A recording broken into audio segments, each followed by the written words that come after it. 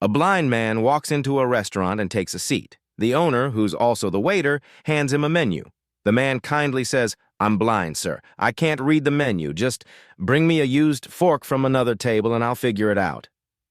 Confused but curious, the owner brings over a fork from the pile of dirty dishes.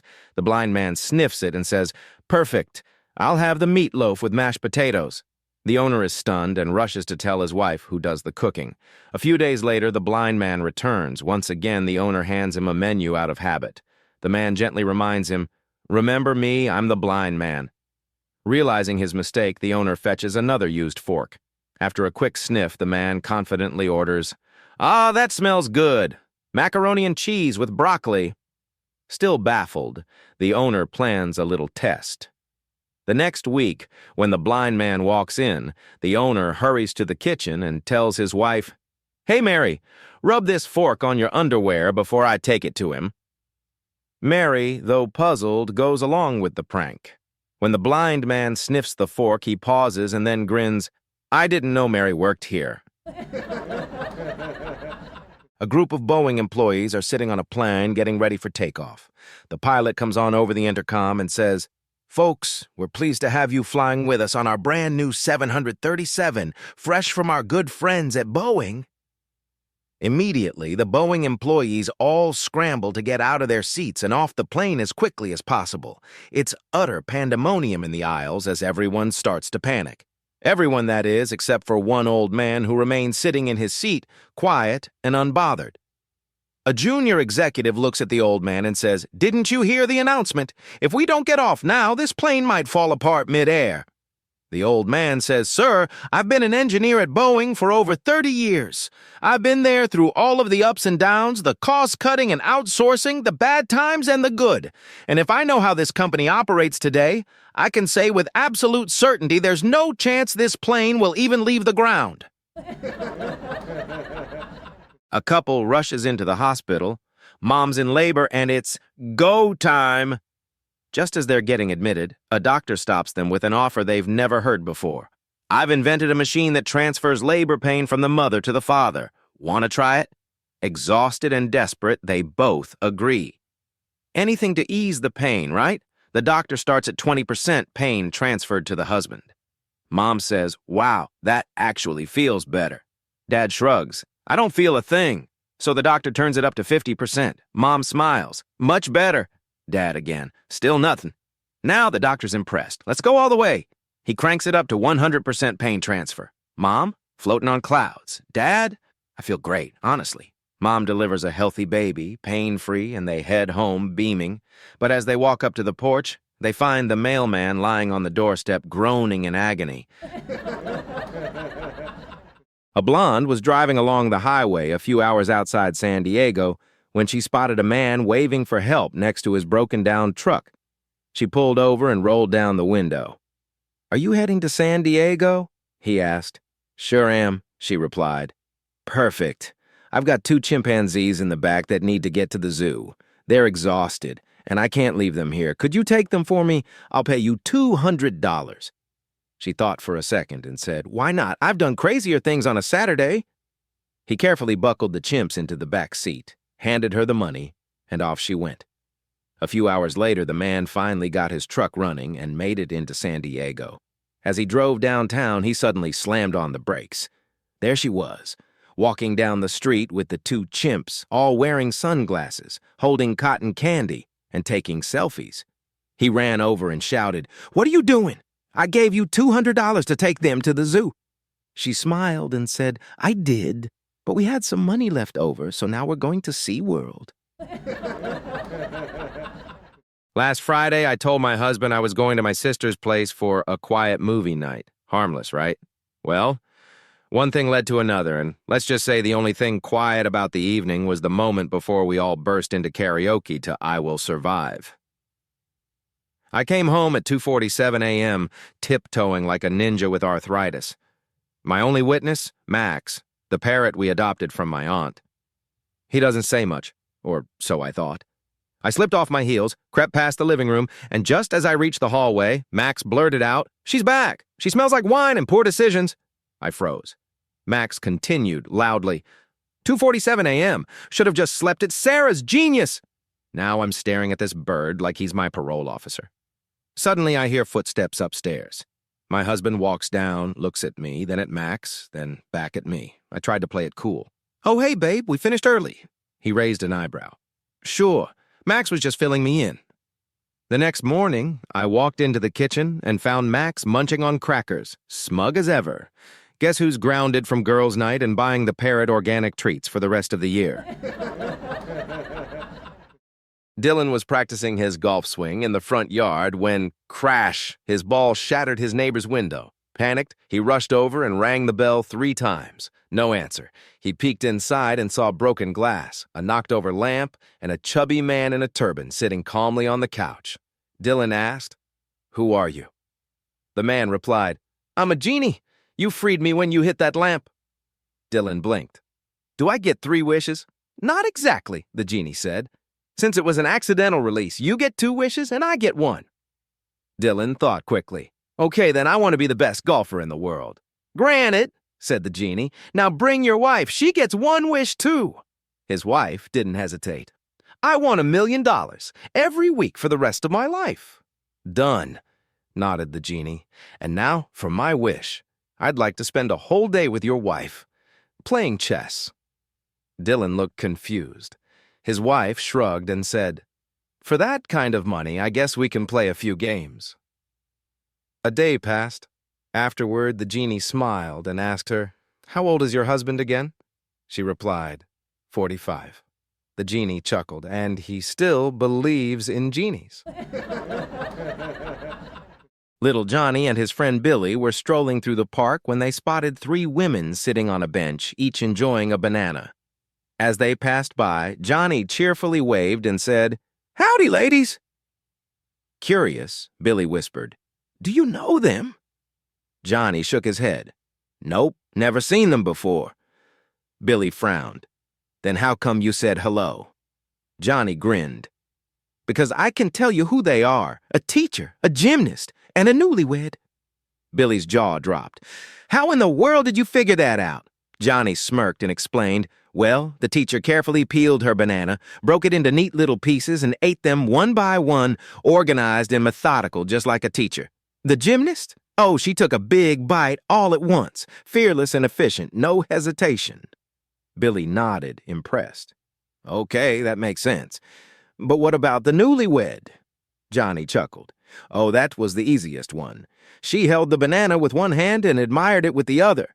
Billy burst into laughter, shaking his head. "Johnny, you sure see the world differently." I urgently needed a few days off work, but I knew the boss would not allow me to take a leave. I thought that maybe if I acted crazy, then he would tell me to take a few days off.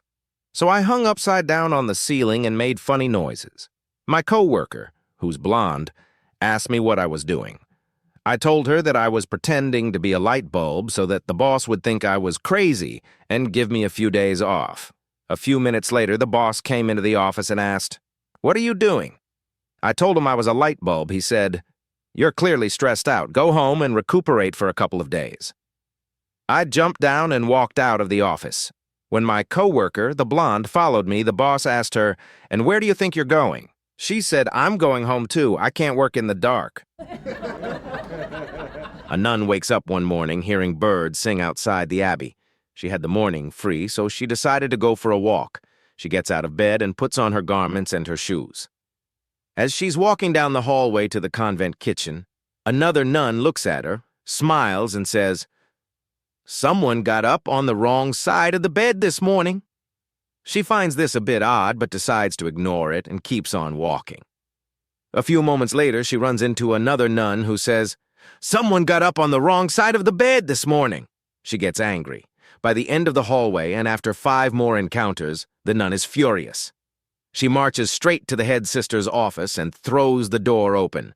The head nun goes to speak, but is shouted down by the angry nun. "Don't you dare tell me I got up on the wrong side of the bed this morning. It's all I've heard today, and I'm fed up with it." The head nun, stunned, says calmly, "I was going to say nothing of the sort. I was merely going to ask, why are you wearing the bishop's slippers?" A little boy came down for breakfast one morning and asked his grandma, "Where's Mom and Dad?" She replied, "They're up in bed." So the little boy started to giggle and ate his breakfast and went out to play. Then he came back in for lunch and asked his grandma the same question. She replied with the same answer, and the little boy started to giggle, and he ate his lunch and went out to play. Then the little boy came in for dinner, and once again he asked his grandma, "Where's Mom and Dad?" Once again his grandmother replied, "They're still up in bed." And the little boy started to laugh again. The grandmother asked, "What's wrong? Every time I tell you they're still up in bed, you start to laugh. What is going on here?" The little boy replied, "Well, last night Daddy came into my bedroom and asked me for the Vaseline, and I gave him super glue instead."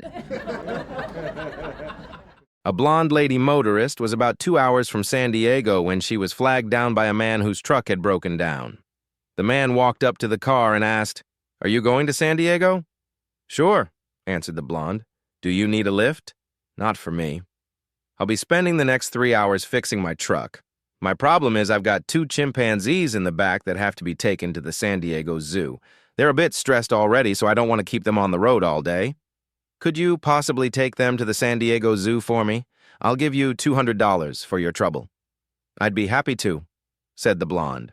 So the 2 chimpanzees were ushered into the back seat of the blonde's car and carefully strapped into their seatbelts, and off they went. 5 hours later, the truck driver was driving through the heart of San Diego when suddenly he was horrified. There was the blonde walking down the street, holding hands with the 2 chimps, much to the amusement of a big crowd. With a screech of brakes, he pulled off the road and ran over to the blonde. "What are you doing here?" he demanded. "I gave you $200 to take these chimpanzees to the zoo." "Yes, I know you did," said the blonde. "But we had money left over, so now we're going to SeaWorld." During lunch at work, I ate 3 plates of beans, which I know I shouldn't. When I got home, my husband seemed excited to see me and exclaimed delightedly, "Darling, I have a surprise for dinner tonight." He then blindfolded me and led me to my chair at the dinner table. I took a seat, and just as he was about to remove my blindfold, the telephone rang. He made me promise not to touch the blindfold until he returned and went to answer the call. The beans I had consumed were still affecting me, and the pressure was becoming unbearable. So while my husband was out of the room, I seized the opportunity, shifted my weight to one leg, and let one go. It was not only loud, but it smelled like a fertilizer truck running over a skunk in front of a garbage dump. I took my napkin from my lap and fanned the air around me vigorously. Then, shifting to the other leg, I ripped off 3 more. The stink was worse than cooked cabbage. Keeping my ears carefully tuned to the conversation in the other room, I went on releasing atomic bombs like this for another few minutes. The pleasure was indescribable. Eventually, the telephone farewells signaled the end of my freedom, so I quickly fanned the air a few more times with my napkin, placed it on my lap, and folded my hands back on it, feeling very relieved and pleased with myself. My face must have been the picture of innocence when my husband returned, apologizing for taking so long. He asked me if I had peeked through the blindfold, and I assured him I had not. At this point, he removed the blindfold, and 12 dinner guests seated around the table with their hands to their noses chorused, "Happy birthday." Yesterday, my son emailed me asking why I didn't do something useful with my time. Like sitting around playing on my computer is not a good thing? I asked. Talking about my doing something useful seems to be his favorite topic of conversation. He said he was only thinking of me. He said and suggested that I go down to the senior center and hang out with the ladies.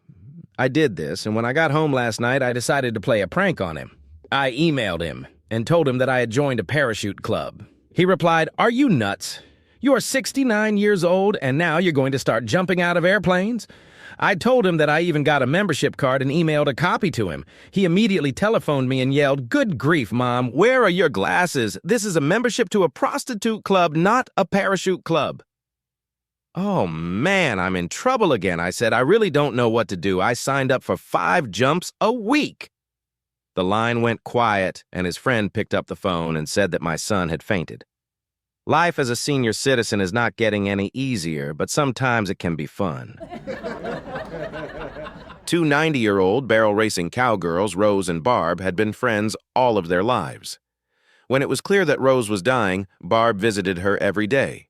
One day, Barb said, "Rose, we both loved barrel racing all our lives, and we rode until we could hardly walk. Please do me one favor. When you get to heaven, somehow you must let me know if there's barrel racing there."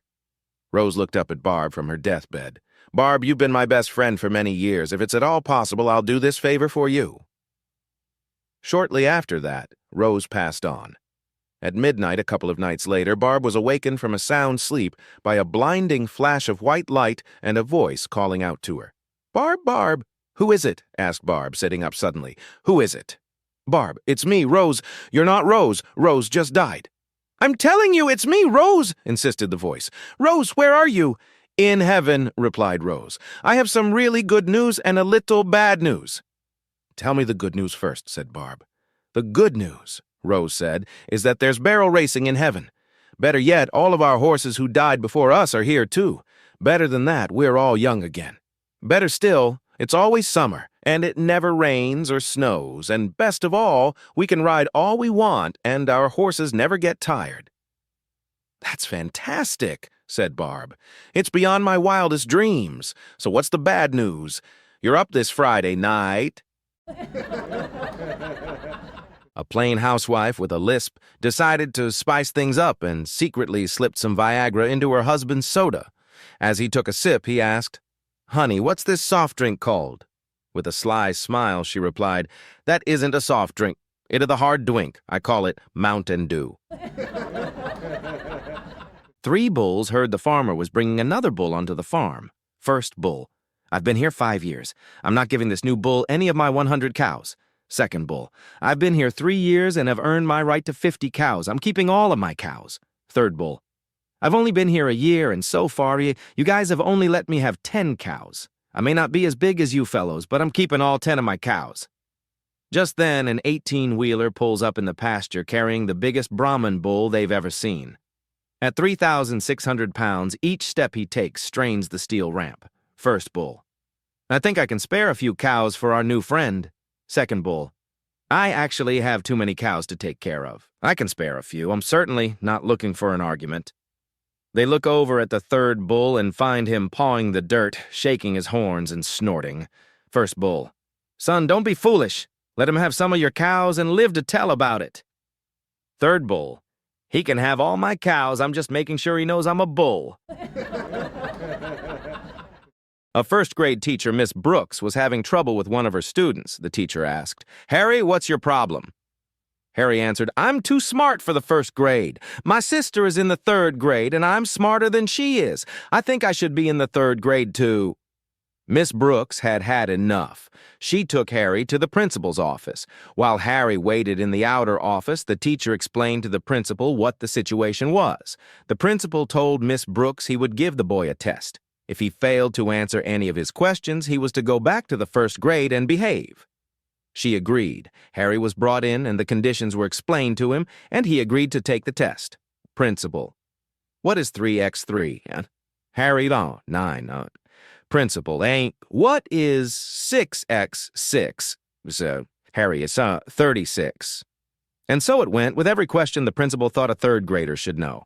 The principal looks at Miss Brooks and tells her, "I think Harry can go to the 3rd grade. Miss Brooks says to the principal, "Let me ask him some questions." The principal and Harry both agreed. Miss Brooks asks, "What does a cow have 4 of that I have only 2 of?" Harry, after a moment: "Legs." Miss Brooks: "What is in your pants that you have but I do not have?" The principal wondered why she would ask such a question. Harry replied, "Pockets." Miss Brooks: "What does a dog do that a man steps into?" Harry: "Pants." The principal sat forward with his mouth hanging open. Miss Brooks: "What goes in hard and pink, then comes out soft and sticky?" The principal's eyes opened really wide, and before he could stop the answer, Harry replied, "Bubble gum." Miss Brooks: "What does a man do standing up, a woman does sitting down, and a dog does on 3 legs?" Harry: "Shake hands." The principal was trembling. Miss Brooks: "What word starts with an F and ends in K that means a lot of heat and excitement?" Harry: "Fire truck." The principal breathed a sigh of relief and told the teacher, "Put Harry in the 5th grade. I got the last 7 questions wrong." A man in Phoenix calls his son in New York the day before Thanksgiving and says, I hate to ruin your day, but I have to tell you that your mother and I are divorcing. 45 years of misery is enough. Pop, what are you talking about? The son screams. We can't stand the sight of each other any longer, the father says. We're sick of each other, and I'm sick of talking about this, so you call your sister in Chicago and tell her. Frantic, the son calls his sister, who explodes on the phone.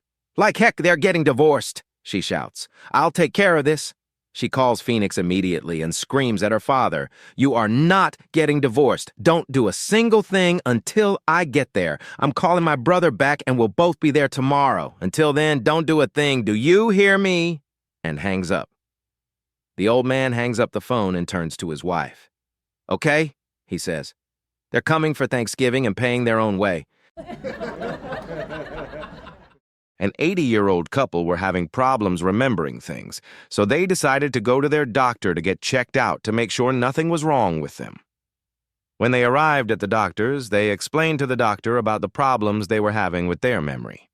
After checking the couple out, the doctor told them that they were physically okay but might want to start writing things down and make notes to help them remember things. The couple thanked the doctor and left. Later that night, while watching TV, the man got up from his chair, and his wife asked, Where are you going? He replied, To the kitchen. She asked, Will you get me a bowl of ice cream? He replied, Sure. She then asked him, Don't you think you should write it down so you can remember it? He said, No, I can remember that. She then said, Well, I would also like some strawberries on top. You had better write that down because I know you'll forget that. He said, I can remember that. You want a bowl of ice cream with strawberries? She replied, Well, I also would like whipped cream on top. I know you will forget that, so you better write it down. With irritation in his voice, he said, I don't need to write that down. I can remember that. He then fumes into the kitchen. After about 20 minutes, he returned from the kitchen and handed her a plate of bacon and eggs. She stared at the plate for a moment and said angrily, I told you to write it down. You forgot my toast. This blonde decides one day that she is sick and tired of all these blonde jokes and how all blondes are perceived as not too bright. So she decides to show her husband that blondes really are smart. While her husband is off at work, she decides that she is going to paint a couple of rooms in the house. The next day, right after her husband leaves for work, she gets down to the task at hand. Her husband arrives home at 5:30 and smells the distinctive smell of paint. He walks into the living room and finds his wife lying on the floor in a pool of sweat. He notices that she is wearing a ski jacket and a fur coat at the same time. He goes over and asks her if she is okay. She replies yes. He asks what she is doing. She replies that she wanted to prove to him that not all blonde women are crazy, and she wanted to do it by painting the house. He then asks her why she has a ski jacket over her fur coat. She replies that she was reading the directions on the paint can and they said, For best results, put on 2 coats. A young sexy woman passing by Tom's pet shop saw a board, Monkey Who Does Great Sex. She went in, bought that monkey, and walked away with the instruction manual. The manual said, Give a good bath to the monkey, then you take a bath. Make him sit on the bed and you lie down without wearing anything. Leave the rest to the monkey. Repeat all steps for repeat performance. Accordingly, the woman gave the monkey a bath, bathed herself, and slept, and the monkey did nothing. Disappointed, she again gave him a bath, had a bath, and lay down naked on the bed. Again, the monkey did nothing. She referred to the manual again. It said, In case of no activity, call the shop owner for support. She called, and Tom arrived in 10 minutes. He asked the woman to lie down. He then looked at the monkey and shouted, This is the last time I'm teaching you. Watch carefully and learn. A man was riding his Harley along a California highway when suddenly the sky cleared above his head and, in a booming voice, the Lord said, Because you have tried to be faithful to me in all ways, I will grant you one wish. The biker pulled over and said, Build a bridge to Hawaii so I can ride over any time I want. The Lord said, Your request is materialistic. Think of the enormous challenges for that kind of undertaking. The supports required to reach the bottom of the Pacific and the concrete and steel it would take. It will nearly exhaust several natural resources. I can do it, but it is hard for me to justify your desire for worldly things. Take a little more time and think of something that could possibly help mankind." The biker thought about it for a long time. Finally, he said, "Lord, I wish that I and all men could understand women. I want to know how she feels inside, what she's thinking when she gives me the silent treatment, why she cries, what she means when she says nothing's wrong, why she snaps and complains when I try to help, and how I can make a woman truly happy." The Lord paused for a moment. Then the Lord replied, "You want 2 lanes or 4 lanes on that bridge?" I just went to Walmart to pick up a few things. I'm waiting in the self-checkout line, and I dropped a $20 bill. Yep, that's me trying to hold everything because I didn't want a cart. The lady in front of me picked it up. I thanked her and held my hand out, and she said, "The things found on earth are kept by the collector," and walked away. I was like, oh, heck no! I looked at the person behind me standing in line. They couldn't believe it either. This can't be real life right now, right? So I took a deep breath and I turned back towards the lady/thief/ or whatever you want to call her. And as I approached her, I said, "Do I look like I'm in the mood? Let's not play games. Go ahead and give me back my money." She had the nerve to ignore me completely and tried to walk away from me. So, of course, I left everything and followed her into the parking lot as I was calling the police, because, of course, somebody's about to go to jail, or not sure who at this point, though, her or me. She was almost running at this point to get away from me, which was the first sign of real intelligence this lady had shown. When she got to her car, she put her bags on the ground, trying to quickly get her trunk open. I was boiling at this point. I decided that her finders keepers rule just presented the perfect opportunity for a great teachable moment. So, I went into track star mode and ran full speed and grabbed her grocery bags and headed to my car yelling, "The things found on earth are kept by the collector." I hopped in my car, ignoring her every attempt to get my attention. I was out of line, I'll admit, but she was too. I was hot, but I had a sense of satisfaction at the same time. Let me say this. Anyone who knows me knows that as an adult, I've never stolen anything, so this is completely out of character for me. But anyway, I get home and open the bags, and what did I find? 3 packs of ribeye steaks, 3 pounds of wild-caught cold salmon, 2 pounds of potatoes, everything to make a bomb salad, and a bottle of wine. I can't help but think to myself, wow, not bad for $20.